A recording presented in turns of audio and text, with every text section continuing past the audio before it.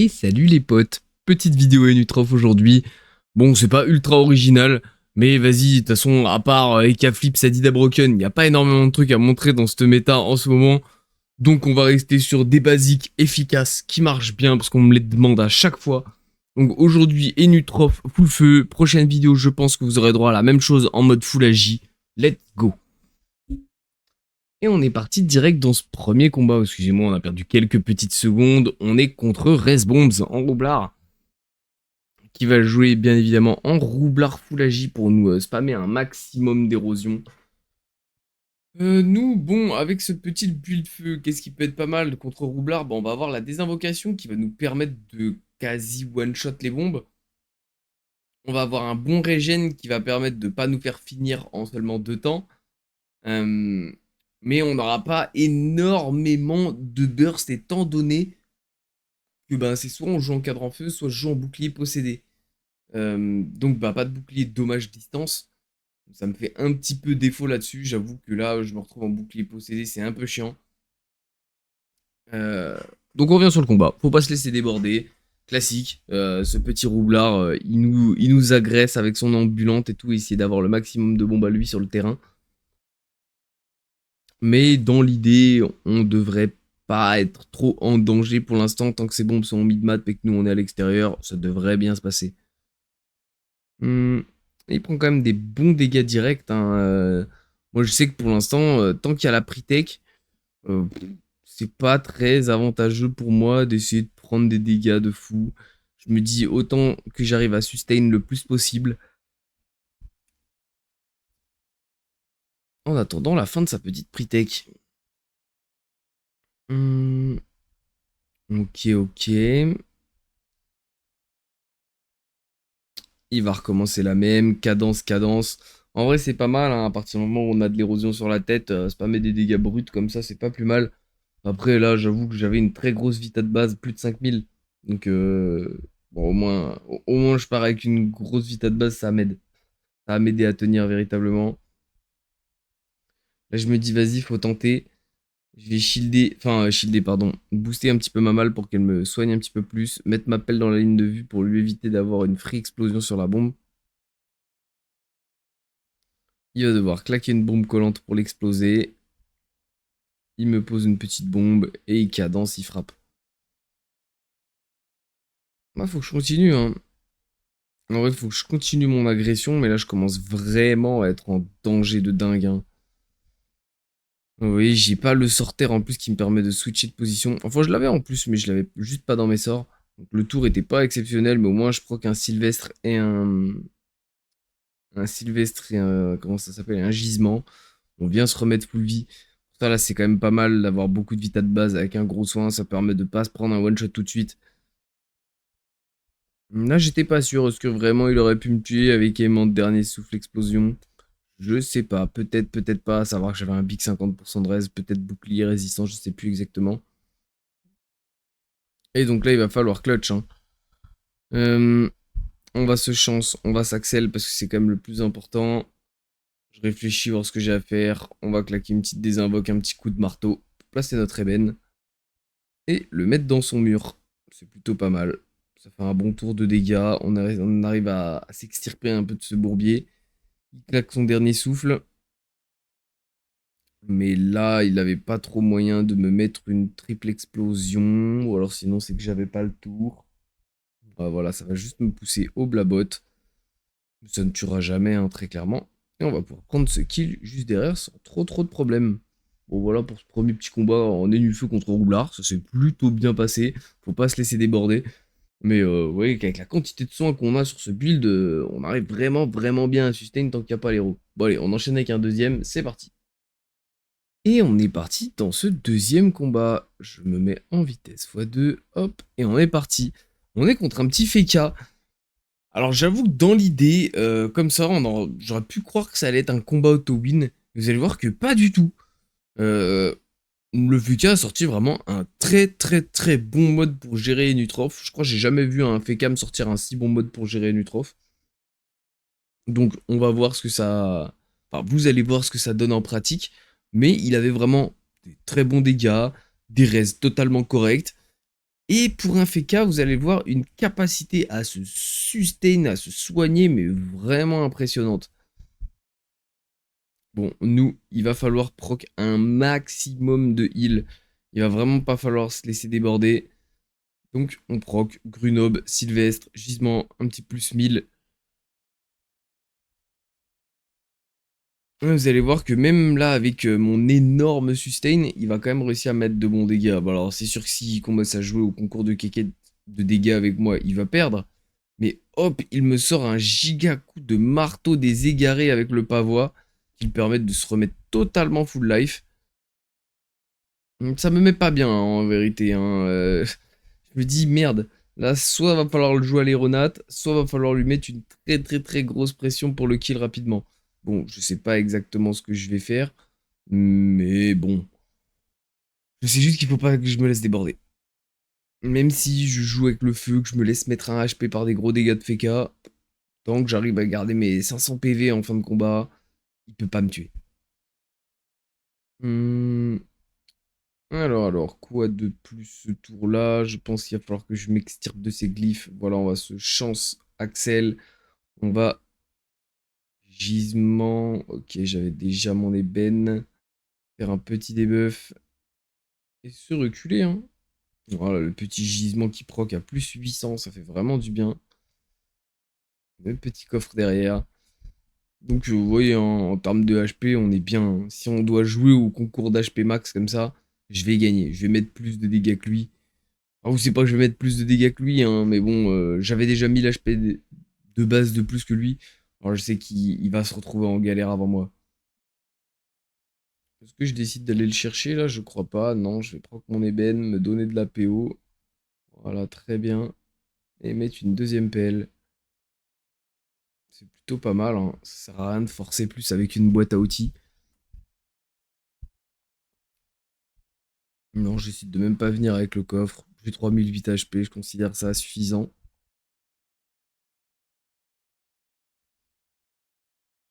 Ok, ça repose le marteau des égarés. Boum. Un plus 1300 qui retombe sur le Feka. Aïe aïe aïe. Ouais, ça pique un petit peu, hein, mais bon.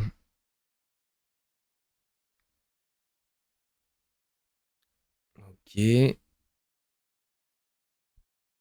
Ça va, ça va. Là, j'arrive à reprendre quelques petits soins, quelques petits dégâts. De toute façon, je me dis que ça sert à rien de me presser, hein, dans ce genre de combat. C'est juste spammer des dégâts, spammer des ébènes, spammer du soin, jusqu'à ce qu'il soit un peu en galère de PV max, juste à l'aéronat. Et puis à ce moment-là, on pourra réussir à faire un burst, hein. Et qu'il est déjà à 3600. Hmm. Il arrive à me claquer un TP glyphe, mais j'étais même pas dans les deux. Donc, tranquille. Là, je me dis, je dois avoir un ébène à remettre, si je dis pas de bêtises. Ouais, je l'ai vérifié. Hop, on va mettre notre ébène. Et se reculer, hein, comme d'hab, hein. On prend notre île de gisement, notre petit sac, notre petite pelle, et on recule.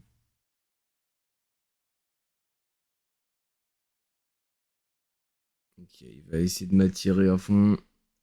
Est-ce qu'il va me rattirer une deuxième fois pour proc le double glyphe?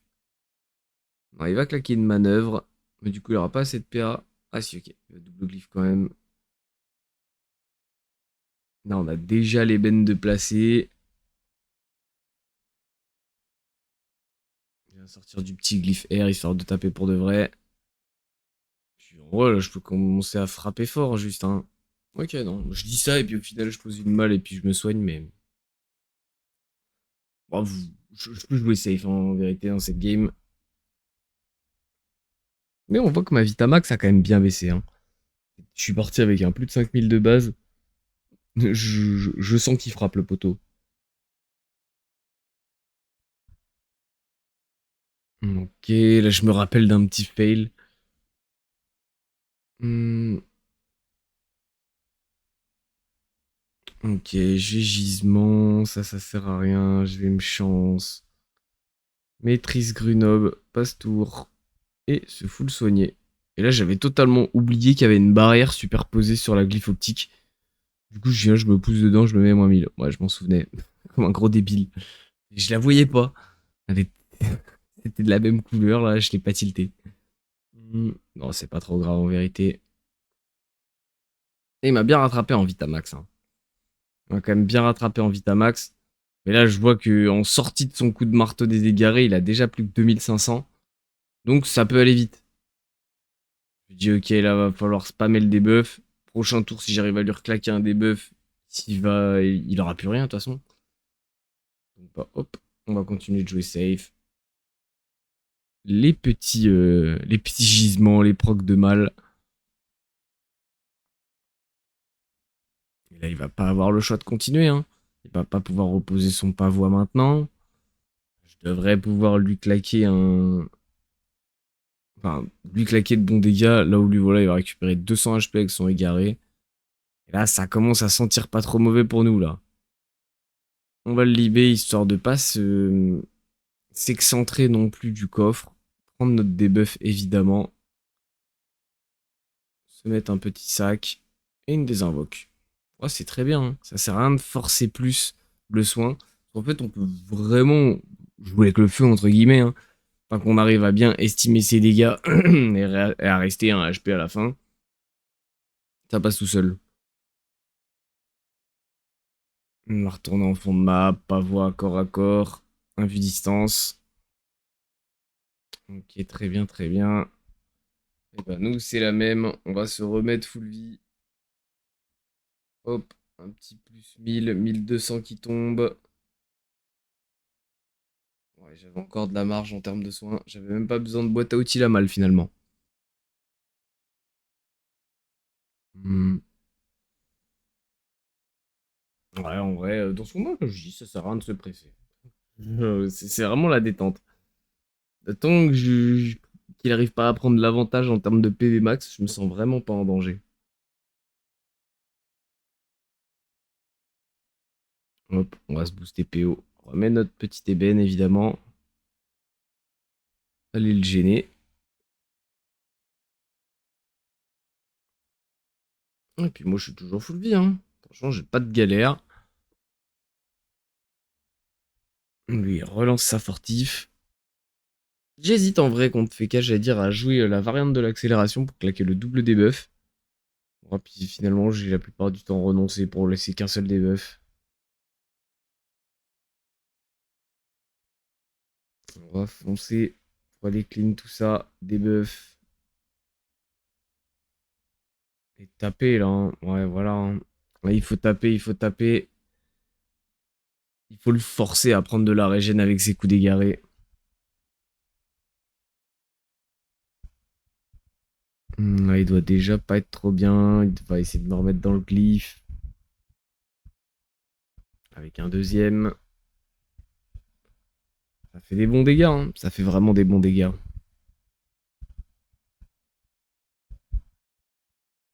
On vient remettre notre ébène, évidemment.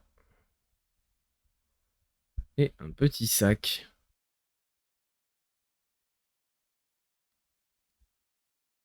Là, je suis pas en confiance de fou, hein. J'ai plus énorme de vie. La pression que j'ai effectuée sur lui est vraiment pas dégueu. Voilà, 2300 HP sur un double glyphe TP corps à corps. Tu, tu sais pas ce qui peut t'arriver. Tu tires toujours un peu les fesses, hein. Comme quoi, FK pas FK, avec son bon build d'orteguerré, ça aura bien fait le taf. Moi, j'avoue, il a pas TP, il a pas tenté le kill tour là. Enfin, ce tour là, pardon.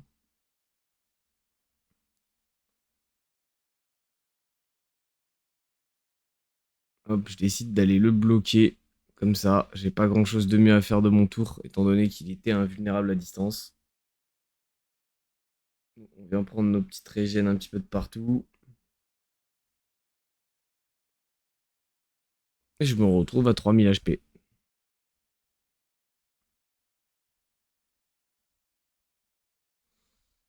Est-ce qu'il nous remet glyphe? Je sais plus exactement. Non, il vient chercher son coup de marteau égaré. Moi, je viens chercher le free eben. Et là, il faut taper, hein. Clairement, là, il faut taper.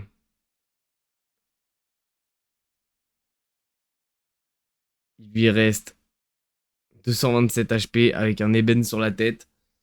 Ah, j'avoue, je pensais le tuer. Très clairement, hop, il lui reste 2 PV.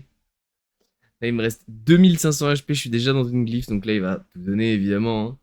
Il va utiliser tous ses PM, claquer une big TP, frapper le plus qu'il peut, et je vais garder un petit 400 HP pour finir. Ah, comme quoi, rester un HP, toujours. Enfin, rester assez safe pour se permettre d'être un HP, ça marche, c'est plutôt ok.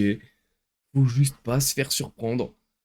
Toutes les classes qui ont pas d'érosion, le Nutrofeu est vraiment super viable. On va passer rapidement sur le putsch. Je vous montre très rapidement les petits stuffs, les petites variantes, et puis ensuite on se laissera là. Et on est parti pour la petite présentation du stuff. Je vais faire très rapide parce que franchement, c'est des giga classiques. Je vais pas lancer le putsch de suite d'ailleurs. Hop, on va présenter les deux petites variantes maintenant. Donc, on est sur un triple ardent, amulette Volcorn Croture. Vraiment, c'est des grands classiques. Après, soit vous maximisez les raises et les dégâts en mettant Anorus, Anotique et un maillet Epitaph. Donc là, vous allez être vraiment bien. Le seul problème, c'est que vous aurez un mode 11 PA, 6 PM, 6 PO. Avec 1200 de stats quasiment, 160 dommages feu et 40% de res partout. Vraiment, avoir un 1200 de stats avec 160 d'eau et 40% res all, c'est vraiment ultra solide. Surtout que dans pas mal de match-up, on est trop feu quand vous allez rester en bout de map. Le 12e PA sera plutôt négligeable. On a quand même 4 invocations, alors que j'ai pas d'exo invoque. Donc c'est totalement valide.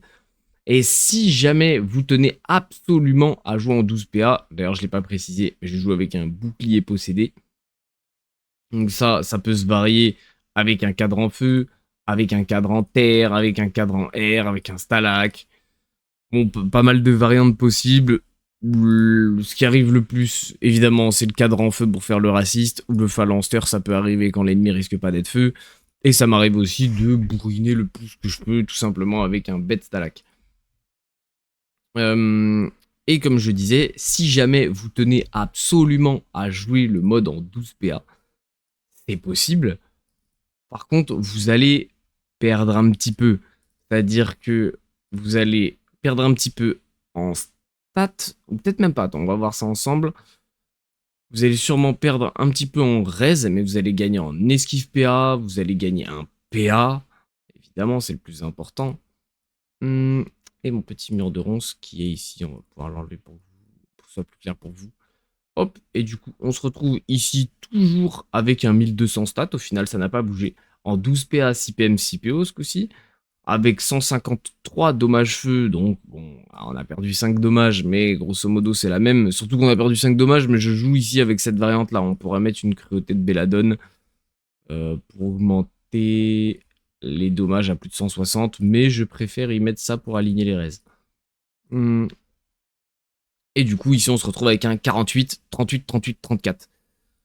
Un petit peu moins solide en termes de raise, et on n'a pas le 40 all, on n'a que 48, 38, 38 et un léger 3, 34 ici. Mais dans pas mal de situations, ça restera plus optique d'aller choper 2-3% de raise sur ces éléments-là. Le PA sera quand même pas mal. Ou même dans certaines situations où vous savez pas si le mec va être distance ou corps à corps. Bon, je vais pas faire un topo pendant 1000 ans sur les dégâts de ce build, je vais lancer très rapidement le putsch pour que vous voyez, mais les dégâts sont vraiment ultra bateaux. Je tape un petit coup à distance pour faire proc les bennes. Hop, on peut voir les petits coups de marteau. Le petit coup de marteau qui passe à 800, c'est plutôt correct. La désinvoque qui fait la même chose. Ça, on s'en sert très peu. La désinvoque qui fait des bons dégâts. Ah, je m'imagine toujours qu'il y a 50% reste personnellement, hein, histoire de... Ouais, vous voyez, même s'il y avait un 50% raise, on arrive à placer des dégâts qui sont totalement corrects. C'est quasiment que des patates à 2 ou 3 PA. Et comme je dis, on a énormément de soins avec le debuff, avec du placement. Donc vraiment, ce petit mode feu, totalement viable. N'hésitez pas à l'utiliser, parce que franchement, c'est une base, il est utilisable sur plein de classes. Donc si vous le faites, il sera réutilisable un petit peu partout. J'espère que ça vous aura plu. N'hésitez pas, lâcher un petit like, un petit commentaire. Ça faisait longtemps que la petite chaîne n'était pas été active, donc n'hésitez pas à soutenir pour me faire revenir dans l'algo. Et puis bah sinon passez sur Twitch, ça me ferait plaisir. Là-bas pour le coup on est ultra actif. Puis voilà voilà, la prochaine vidéo est une R qui devrait arriver soon. Des bisous les potes et à la prochaine.